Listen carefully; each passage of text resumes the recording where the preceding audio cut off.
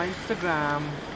This is my Instagram where I try to preach people and definitely talk about things that matter. It's more of a work profile, but then, yeah. And also another thing that because of my work and everything, I do try to include as much as I can of the queer community. That's definitely there. That's what something I'm also known for in the industry. Uh, so yeah, and what else? The apps that I use, of course, there's Grinder, there's Bumble. Today I've joined Hinge, so I want to try how is that working out. Um, yeah, and that's what it is. What else? I think about my relationship with social media quite a bit, especially this past year.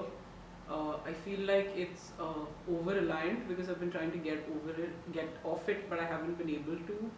I know as much about sort of the privacy issues and like the data being, I guess, mine as much as any other person. So, I mean, I haven't done a deep dive into it. I am concerned, but I think I'm also like not that concerned. I think the way I rationalize it is like, okay, Mark Zuckerberg isn't interested in my life.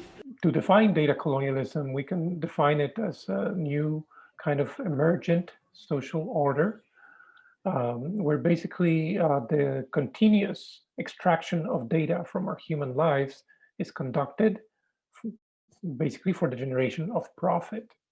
So our lives, in other words, our social connection become a resource.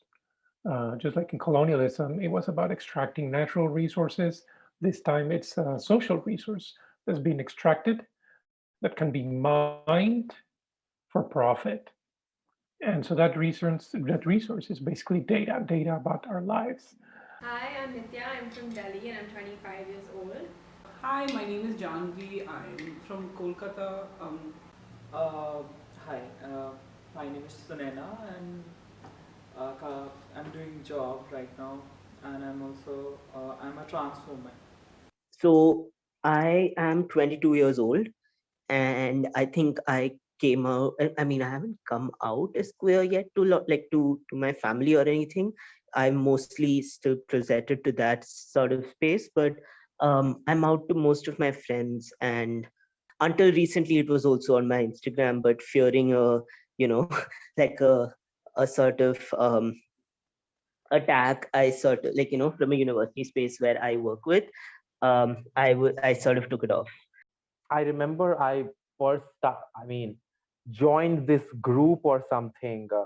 I don't know, back in eighth grade or ninth grade on Facebook. It was very secretive about like queer men or something. It was like a closed group, and there you find men or women or whatever you're into.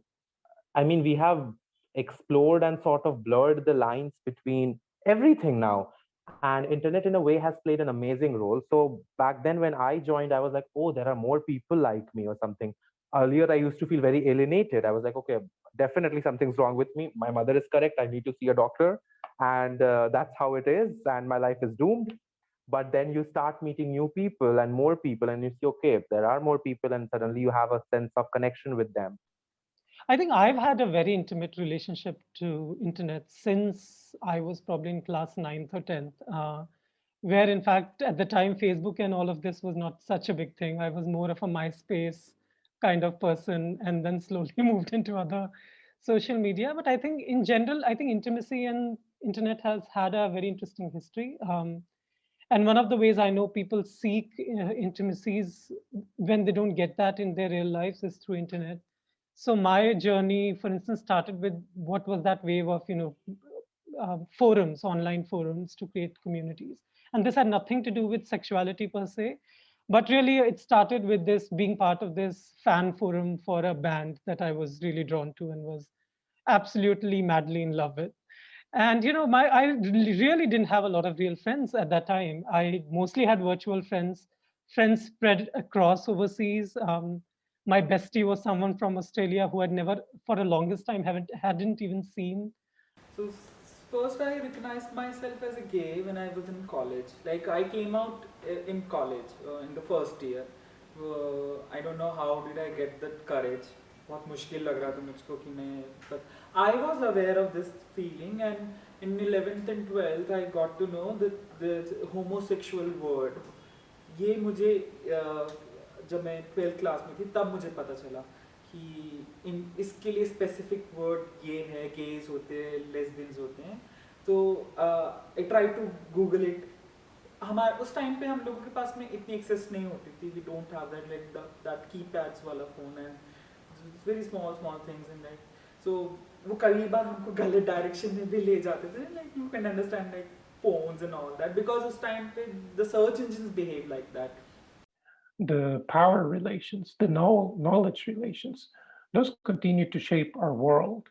And so when we think about the impact of data colonialism, we see it's not distributed equally. Some people pay a heavier price in data colonialism, and should come as no surprise, those people are those same ones who have traditionally paid a price, even during historical colonialism. So issues of race, issues of gender, issues of special types of minorities, we can continue to see how even in data colonialism, some populations are affected or impacted in different ways.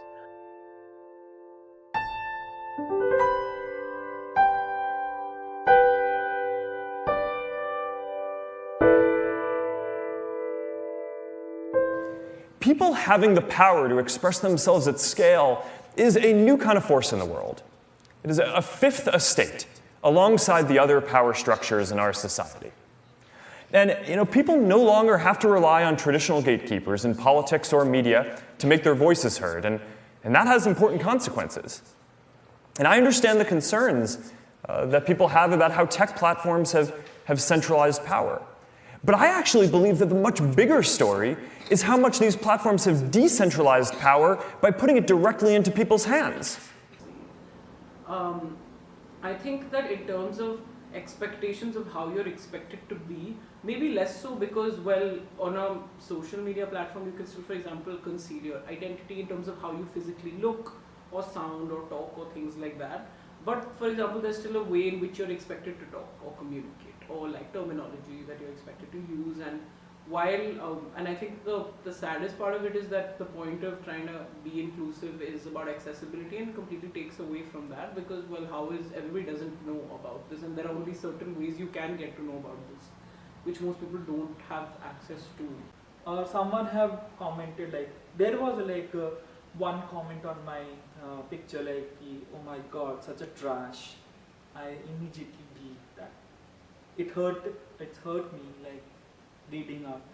But I was like, be prepared. Maybe someday there are today is a one comment, maybe there will be 1,000 comment with a beautiful 50,000 comments, okay, 1,000 negative comments, okay, but you will have to see all these things. Trolling is in fact a very serious thing, and I think trolling also sort of helps you become more careful, for me, and it is indeed restrictive. It is indeed restrictive, and it's extremely sort of hateful, and it impacts you in ways that you can't even imagine. But for me, something I've luckily, because I'm so closeted about my identity, I rarely even post something about my sexuality in a space which is not Instagram. And with my Instagram, I'm extremely careful about who gets, who has access and who doesn't. The first thing I did after creating my Instagram profile was hunt every single family member down and block them so that, they wouldn't even end up finding me. I think the other reason I've been thinking about monitoring it is because when I studied psychology and I like to read a lot about it, and I know for a fact that it's very closely linked with poor mental health, something that I do struggle with as well. And I feel like there's definitely some sort of correlation with days I'm not feeling great and wanting to use it more, but that not necessarily helping with how I'm feeling. So there we have that kind of a control. I immediately unfollow them or unfriend or block them. See, I don't find. Even though internet pe I see there are many transgender jokes there. I completely go and report that content. This is not fine. I didn't like that. Okay, you have to drop down. Otherwise, don't give me these kind of a suggestion. It must be good, laughable for the heterosexual people, but not for me. I feel very ashamed or like insulted by these kind of content. So I can't see. I don't want to see these kind of stuff. This is what I have experienced, and it's completely in your control. Like you want or not. I have complete control on my social media, and I allow only those people who appreciate me. Okay, so people who follows me, who are friends with me, they are filtered people.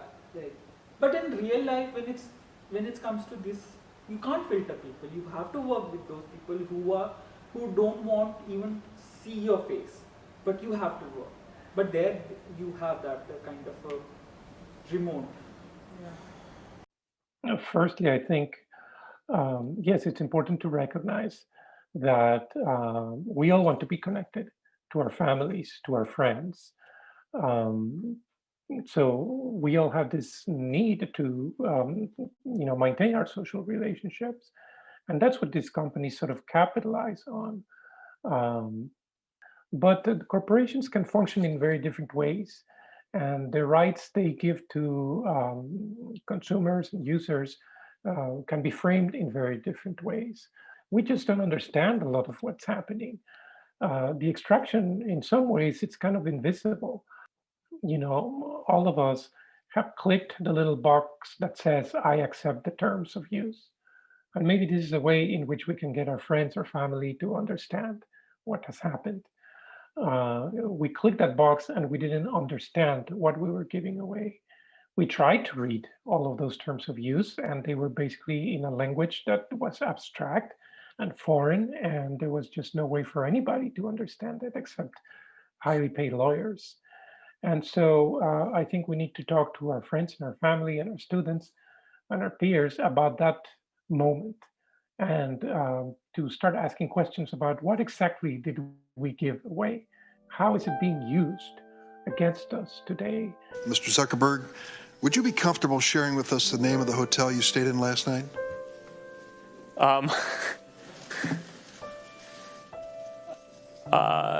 No. If you've messaged anybody this week, would you share with us the names of the people you've messaged? Senator, no, I would probably not choose to do that publicly here. I think that might be what this is all about.